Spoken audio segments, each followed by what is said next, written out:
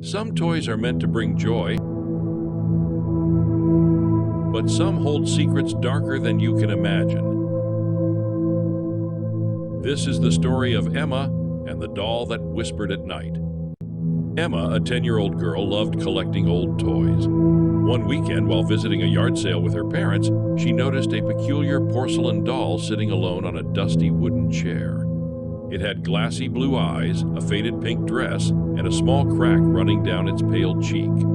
"How much for the doll?" Emma asked the elderly woman running the sale. The woman hesitated.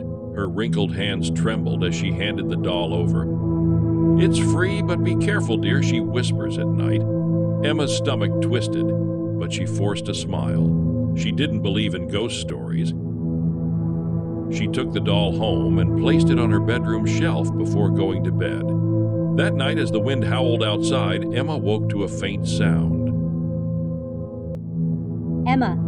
Her breath hitched. The voice was soft, almost like a child's whisper. She turned on her bedside lamp.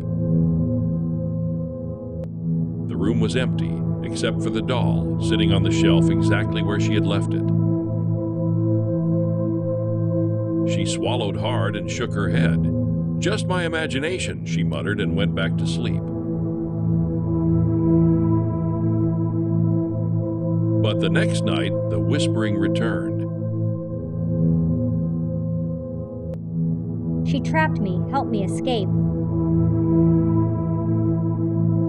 Emma's skin prickled with fear. She stared at the doll. Its painted lips had cracked slightly, as if it had moved. She rushed to her brother Jake's room and shook him awake. "Jake, the doll is whispering." Jake groaned, "Emma, it's just a toy."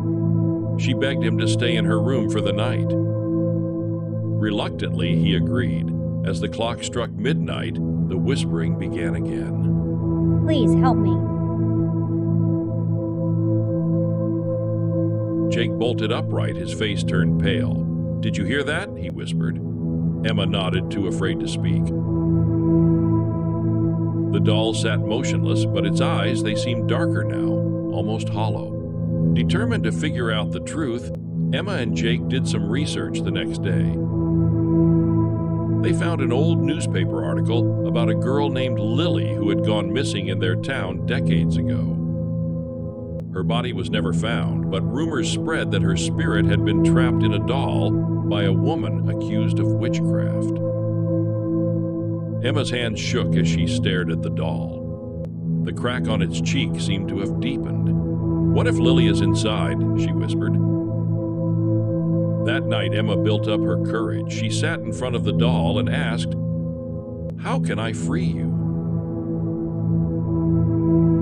The whisper came again, clearer this time.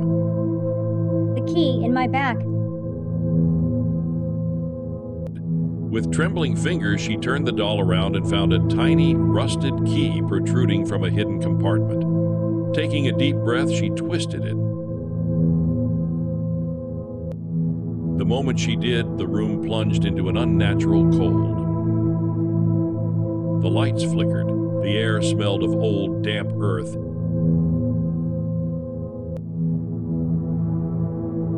A shadow stretched from the doll, growing taller, reaching toward the ceiling. Emma gasped as a faint glowing figure emerged, a young girl with hollow, sorrowful eyes. She gave Emma a small, grateful smile before whispering, "Thank you." The doll's porcelain body cracked and crumbled into dust. The coldness lifted. The air felt warm again. Emma and Jake stared at each other, wide-eyed. The whispering had stopped. That night, for the first time in days, Emma slept peacefully. And in her dreams, she saw Lily, smiling